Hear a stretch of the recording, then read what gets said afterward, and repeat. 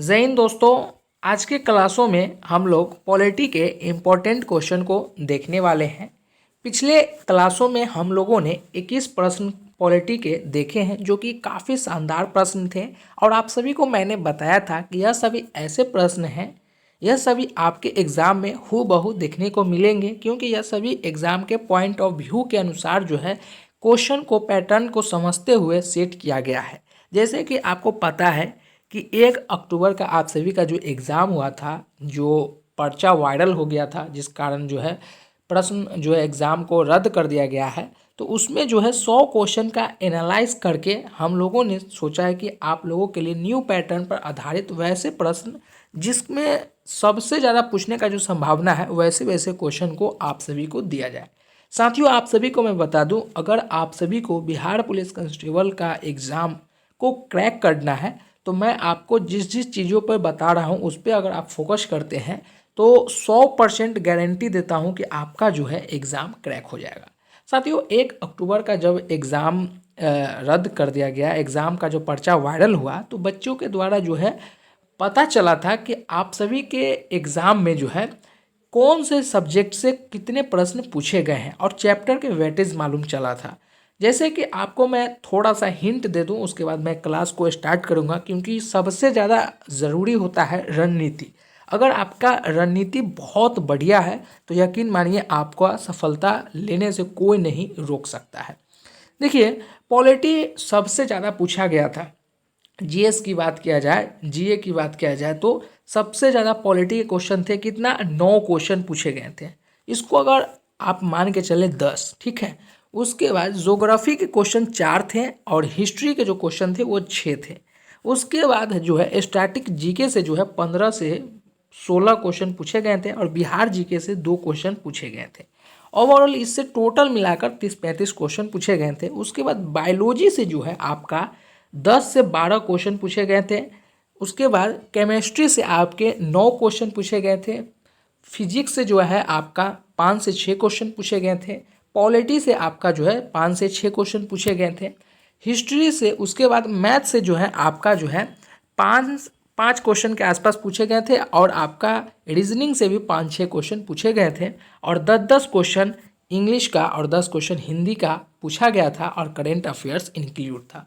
साथियों, मैं आप सभी को इतना पढ़ने के लिए नहीं बता रहा हूँ, मैं आप सभी को एक चीज़ बता दूँ, आप सभी का जो है कट ऑफ हाई नहीं जाएगा। यकीन मानिए, चोरी इस बार अगर नहीं चलता है तो आप सभी का कट ऑफ हाई नहीं जाएगा। वैसे छात्र जिनकी तैयारी अगर मीडियम लेवल की है और अभी से लगातार वो तैयारी कर रहे हैं तो यकीन मानिए अगर वो 100 में अगर वो 65 नंबर ले आते हैं ना, जनरल से बिलोंग करते हैं, ओबीसी से अगर 60 नंबर ले आते हैं तो उनका जो है मेरिट में नाम आ जाएगा। साथियों, 1 लाख स्टूडेंट को लेना है। जी हाँ, 1 लाख स्टूडेंट को लेना है तो 1 लाख कोई 1-2 नहीं होते हैं, संख्या बहुत ज़्यादा है। 1 लाख प्लस लेना है तो कट ऑफ जो है 60, 65, 70 इसी के लपेट में रहेगा, है ना। तो आप सभी अगर फोकस किया जाए 1 अक्टूबर के एग्ज़ामों पर, तो अगर आप लोग क्या करें, पॉलिटी जो अभी मैं क्लास करा रहा हूँ अगर उसे आप कर लेते हैं, उसके बाद बायोलॉजी को अगर कवर करते हैं, उसके बाद केमिस्ट्री को कवर कर लेते हैं, साथ ही साथ अगर आप मैथ को कवर करते हैं, इंग्लिश को कवर करते हैं, उसके बाद हिंदी को कवर कर लेते हैं और स्टैटिक जीके को कवर कर लेते हैं, इतनी चीज़ों को अगर आप कवर कर लेते हैं तो 70 क्वेश्चन आपका जो है 100% में जो है 70 क्वेश्चन आपका सही हो जाएगा। और यह सभी बहुत आसान है, जो है physics, biology, polity, chemistry, static GK, उसके बाद आपका मैथ, उसके बाद इंग्लिश, हिंदी, इतना कवर कर ले और बहुत आसान है। मैं आप सभी को करा दूंगा, अभी पॉलिटी करा रहा हूँ, उसके बाद मैं आप सभी को बायोलॉजी करा दूंगा, उसके बाद केमिस्ट्री करा दूंगा, उसके बाद फिजिक्स करा दूंगा, मैथ करा दूंगा, सभी के शेड्यूल बाय आप सभी को मैं करा दूंगा, है ना। 400 क्वेश्चन आप सभी के लिए लेकर आए हैं पॉलिटी का। जी हाँ, 400 क्वेश्चन आप सभी के लिए पॉलिटी का लेकर आए हैं, जो कि 20 क्वेश्चन 21 क्वेश्चन जो है कल करा दिए थे। आज जो है 50 तक हम लोग करेंगे, उसके बाद फिर नेक्स्ट डे करेंगे। 400 क्वेश्चन को हम लोग 4 से 5 दिन में कंप्लीट कर लेंगे और यह सभी क्वेश्चन यकीन मानिए आपके एक भी एग्ज़ाम में बाहर नहीं जाने वाला है। सभी जो पढ़ाएंगे उसी के अंदर में आने वाला है आप सभी के एग्ज़ामों में। चलिए, समय ज़्यादा आप सभी का न लेते हुए डायरेक्ट पॉइंट पे आते हैं, क्योंकि आप सभी का मैं समय बिल्कुल भी ऐसे भी नहीं लेता हूँ, क्योंकि समय बहुत ही मूल्यवान चीज़ें हैं, तो व्यर्थ इसे न किया जाए, है ना। चलिए अगला प्रश्न सवाल नंबर स्टार्ट करते हैं 22 नंबर से। आप सभी से क्या पूछा जा रहा है, काफ़ी अच्छा प्रश्न है और साधारण प्रश्न, कि संघीय मंत्री परिषद के मंत्री उत्तरदायी होते हैं। ए प्रधानमंत्री के प्रति, बी राष्ट्रपति के प्रति, या सी संसद के, डी केवल लोकसभा के प्रति। तो संघीय मंत्री परिषद के मंत्री उत्तरदायी होते हैं, वो होते हैं राष्ट्रपति के प्रति। तो सवाल नंबर आपका 22 का जो राइट ऑप्शन होगा वो ऑप्शन आपका बी हो जाएगा। नेक्स्ट क्वेश्चन सवाल नंबर 23 आप सभी से क्या पूछा जा रहा है कि भारत के राष्ट्रपति को यह अधिकार नहीं प्राप्त है कि वह क्षमा प्रदान करे, न्यायालय के न्यायाधीश को हटाए, या आपातकाल की घोषणा करे, या डी अध्यादेश जारी कर सके। साथियों आप सभी को बता दें, भारत के राष्ट्रपति को अधिकार जो है वो क्षमा प्रदान करने का आप सभी को पता ही है कि अगर कोर्ट आपको सज़ा दे देती है फांसी का, तो वो सिर्फ जो है राष्ट्रपति जो है इसका जो है ये अधिकार जो है क्षमा प्रदान करवाने का उसे जो है राष्ट्रपति के पास है। उसके बाद आपातकाल की जो घोषणा है ये राष्ट्रपति ही जारी कर सकती है। उसके बाद अध्यादेश जो है वो भी जारी कर सकती है, लेकिन न्यायालय के न्यायाधीश को नहीं हटा सकते हैं। जो धाराएं होते हैं उसे नहीं वो हटा सकते हैं। जो संविधान में जो लिखा गया है वो सभी चीज़ों को नहीं हटा सकते हैं। तो सवाल नंबर 23 का जो राइट ऑप्शन हो जाएगा वो ऑप्शन आपका बी हो जाएगा। अगला प्रश्न सवाल नंबर 24 आप सभी से क्या पूछा जा रहा है, थोड़ा सा जूम ऑफ किया जाए, क्लियर चीज़ों को आप लोग समझेंगे और अच्छे से समझेंगे ताकि एक भी क्वेश्चन आपका बाहर से न पूछा जाए, है ना। चलिए अगला क्वेश्चन सवाल नंबर 24, निम्नलिखित में से किस पर भारत का सर्वोच्च न्यायालय अपीलीय क्षेत्राधिकार का उपयोग नहीं करता है। ए संवैधानिक मामलों में अपील, बी दीवानी मामलों में अपील, या सी फौजदारी मामलों में अपील, या डी सैन्य मामलों में अपील। तो देखिए भारत का सर्वोच्च न्यायालय अपीलीय क्षेत्राधिकार का उपयोग जो है संवैधानिक मामलों में अपील करते हैं, दीवानी मामलों में अपील ये कर सकते हैं, फौजदारी मामलों में अपील कर सकते हैं, किंतु सैन्य मामलों में अपील नहीं कर सकते हैं। तो आपका यहाँ पर उपयोग नहीं करता है, तो सैन्य मामलों में उपयोग नहीं किया जाता है। आपका राइट ऑप्शन जो हो जाएगा वो चला जी आपका 24 का डी हो जाएगा। चलिए अगला प्रश्न सवाल नंबर 25 आप सभी से क्या पूछा जा रहा है कि सवाल नंबर 25 में कि निम्न में से सर्वप्रथम किस वाद में उच्चतम न्यायालय ने कहा कि प्रस्तावना संविधान का हिस्सा नहीं है। ए बेरुवरी यूनियन वाद ने, बी केशवानंदा भारती ने, सी एस.आर. बेमोई वाद ने, या डी मिनर्वा मिल वाद ने। सवाल नंबर 25 काफ़ी अच्छा प्रश्न है कि सर्वप्रथम ने किस वाद में उच्चतम न्यायालय ने कहा कि प्रस्तावना संविधान का हिस्सा नहीं है, तो वो कहे थे वेरुवरी यूनियन वाद द्वारा कहा गया था। सवाल नंबर आपका 25 का सही ऑप्शन जो हो जाएगा वो ऑप्शन आपका ए हो जाएगा। चलिए नेक्स्ट प्रश्न सवाल नंबर 26 आप सभी से क्या पूछा जा रहा है। सवाल नंबर 26 में कि निम्नलिखित में से कौन राज्य की उत्पत्ति का सबसे प्राचीन सिद्धांत है। ए दैवीय सिद्धांत, बी विकासवादी सिद्धांत, सी शक्ति सिद्धांत, या डी सामाजिक समझौते के सिद्धांत। तो सवाल नंबर 26 राज्य की उत्पत्ति का सबसे प्राचीन सिद्धांत जो है वो है दैवीय सिद्धांत। सवाल नंबर 26 का राइट ऑप्शन आपका ए हो जाएगा। अगला प्रश्न सवाल नंबर 27 आप सभी से क्या पूछा जा रहा है कि कोई वित्तीय बिल प्रस्तावित हो सकता है केवल राज्यसभा में, बी केवल लोकसभा में, या सी एक के साथ दोनों सदनों में, या बी दोनों सदनों के संयुक्त सत्र में। तो कोई भी जो है वित्तीय बिल प्रस्तावित किया जा सकता है केवल लोकसभा में। सवाल नंबर आपका 27 का जो राइट ऑप्शन हो जाएगा वो ऑप्शन आपका बी हो जाएगा। अगला प्रश्न सवाल नंबर 28 आप सभी से क्या पूछा जा रहा है, भारतीय नागरिकों के मौलिक अधिकार का वर्णन है। ए संविधान के अनुच्छेद 12 से 35 तक, बी संविधान के अनुच्छेद 13 से 36 तक, सी संविधान के अनुच्छेद 15 से 39 तक, या डी संविधान के अनुच्छेद 16 से 40 तक। तो भारतीय नागरिकों के मौलिक अधिकारों का जो वर्णन है वो है 12 से 35 अनुच्छेद में। तो सवाल नंबर 28 का जो राइट आंसर होगा वो राइट आंसर ये होगा। साथियों, बहुत सारे ऐसे स्टूडेंट हैं जो अभी जो है तैयारी बिल्कुल नहीं कर रहे हैं। यकीन मानिए, अगर आप लोग 10 दिन पढ़ते हैं, 2 दिन रेस्ट लेते हैं, या 2 दिन पढ़ते हैं 10 दिन रेस्ट लेते हैं, तो आप सभी की जो तैयारी है वो बिल्कुल ज़ीरो रहेगा। मेरा कहना है कि अगर आपको चाहिए वर्दी तो आप लोग कुछ ना करें, सिर्फ और सिर्फ हर दिन एक सेट मार लें, हर दिन एक सेट मार लें। जो आप लोगों को पढ़ाया जाता है बस एक सेट मार लें और उसके बाद सो जाएं, रील्स देखें, स्क्रॉल करें, कोई दिक्कत नहीं है।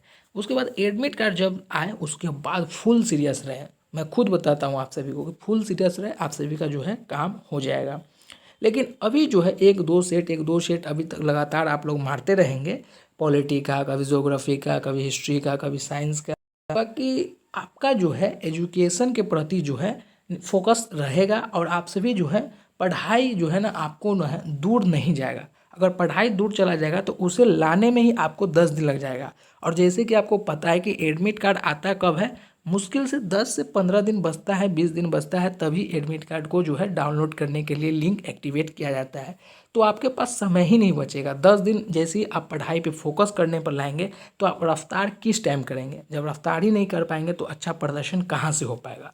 और 1 लाख के अंदर सीट में बहुत सीट है, 1 लाख आप के अंदर में आप आराम से एक जगह ले सकते हैं, एक सीट ले सकते हैं। बस उसके लिए फोकस कीजिए और अच्छे से पढ़ाई करें बस।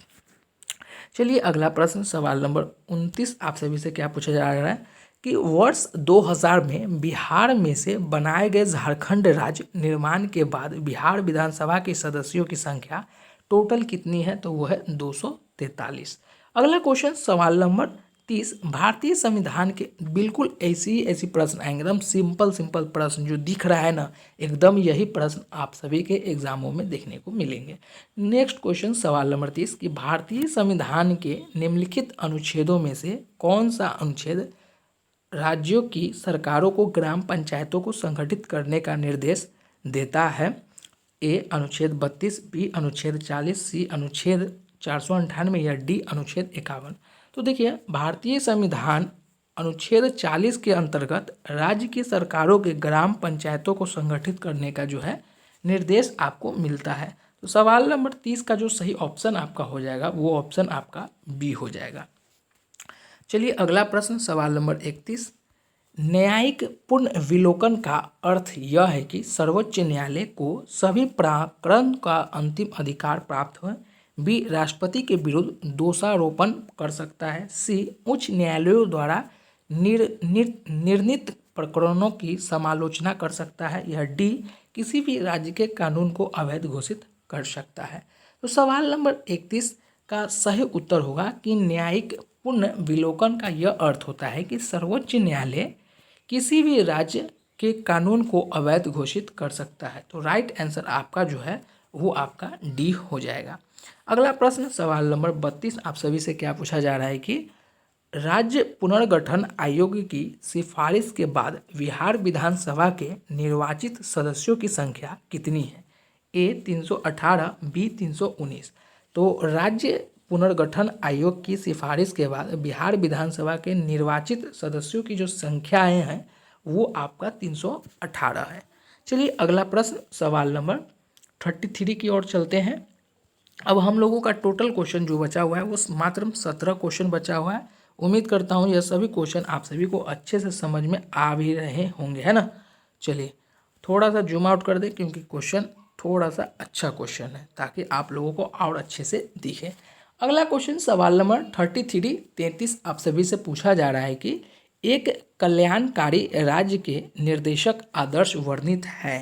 ए राज्य के नीति निर्देशक तत्वों में, बी मौलिक अधिकारों के अध्याय में, सी संविधान की 7वीं अनुसूची में, या डी संविधान की प्रस्तावना में।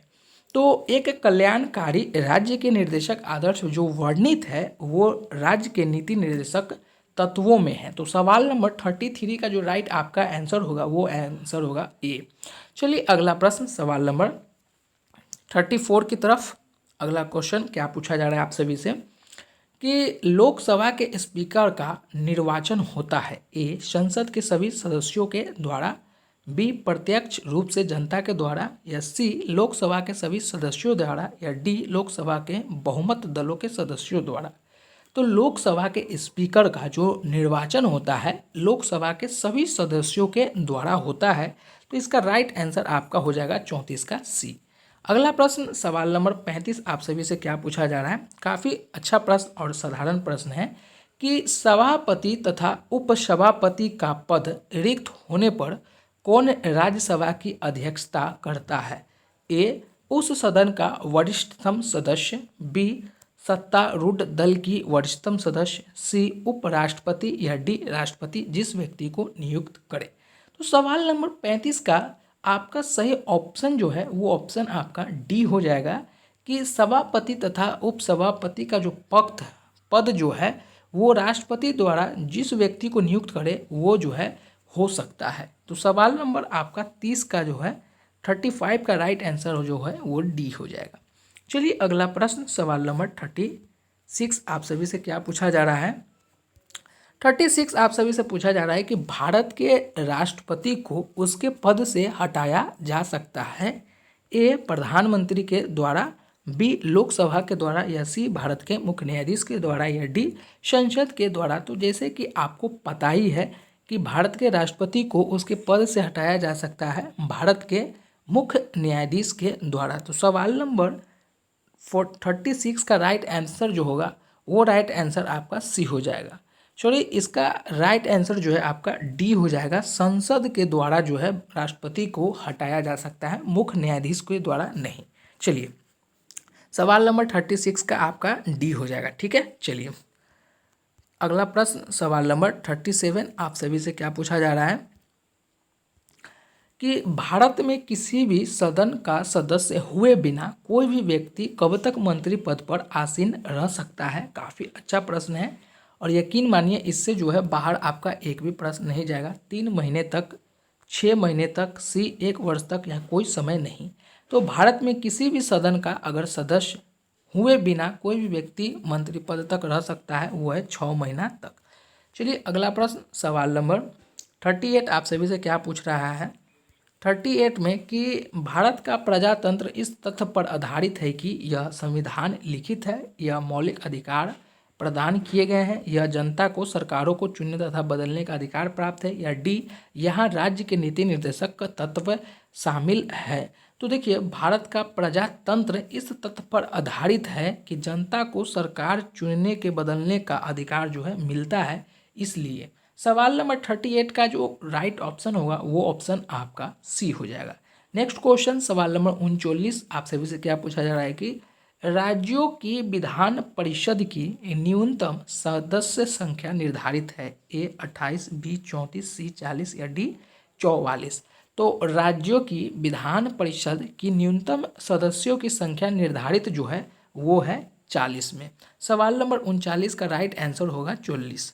चलिए अगला प्रश्न सवाल नंबर 40 काफ़ी खूबसूरत प्रश्न आप सभी से पूछा जा रहा है कि मुख्य निर्वाचन आयुक्त एवं अथवा 2 अन्य चुनाव आयुक्त के मतभेद होने पर कौन मामले पर निर्णय लेता है?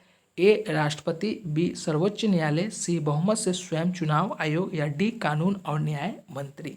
सवाल नंबर 40 का राइट जो ऑप्शन होगा वो ऑप्शन सी, बहुमत से स्वयं चुनाव आयोग आपका राइट आंसर हो जाएगा आपका सी। अगला प्रश्न सवाल नंबर 41 भारत में नीति आयोग कब स्थापित किया गया था? ए 2013 में, बी 2014 में, या सी 2015 में, या डी 2016 में। तो जैसे कि आपको पता है कि भारत में नीति आयोग जो है स्थापित हुआ था वो 2015 में हुआ था। तो राइट आंसर आप सभी का जो होगा वो होगा ए, सी हो जाएगा। चलिए नेक्स्ट क्वेश्चन सवाल नंबर आप सभी से क्या पूछा जा रहा है? आप सभी से पूछा जा रहा है कि सवाल नंबर 42 में कि 1961 में पहली बार दोनों सदनों में गतिरोध दूरी करने के लिए संयुक्त अधिवेशन किस विधेयक के लिए बुलाया गया था? ए, दहेज निरोधक विधेयक के लिए, या जम्मू और कश्मीर पुनर्गठन विधेयक के लिए, या सी, आतंकी विरोधी विधेयक के लिए या आपदा प्रबंधन विधेयक के लिए। तो 1961 में पहली बार दोनों सदनों में गतिरोध दूरी करने के लिए संयुक्त अधिवेशन जो है दहेज निरोधक विधेयक के लिए बुलाया गया था। तो सवाल नंबर 42 का जो राइट आंसर हो जाएगा वो आपका ए हो जाएगा। साथियों, आज का जो प्रश्न था वो टोटल 22 क्वेश्चन हम लोगों ने किया है या 20 क्वेश्चन आप लोगों ने किया है। तो इसमें से कितने प्रश्न आप लोगों ने सही किया है कमेंट बॉक्स में ज़रूर बताएं, और आप लोगों की तैयारी किस स्तर पर है ये भी ज़रूर बताएं। और एक चीज़ और, यह सभी क्वेश्चन जो है बहुत बहुत महत्वपूर्ण है, इसे आप लोग अच्छे से पढ़ेंगे और आशा करता हूं कि मैं आप सभी के लिए जितना मेहनत करता हूं आप लोग भी इतना मेहनत करेंगे। आप थोड़ा सा ज़्यादा शेयर करें जिससे मुझे भी मोटिवेशन मिले और आप सभी के लिए उज्जवल भविष्य का मैं कामना कर सकूं। फिर मिलते हैं एक नई वीडियो में, जब तक के लिए जय हिंद।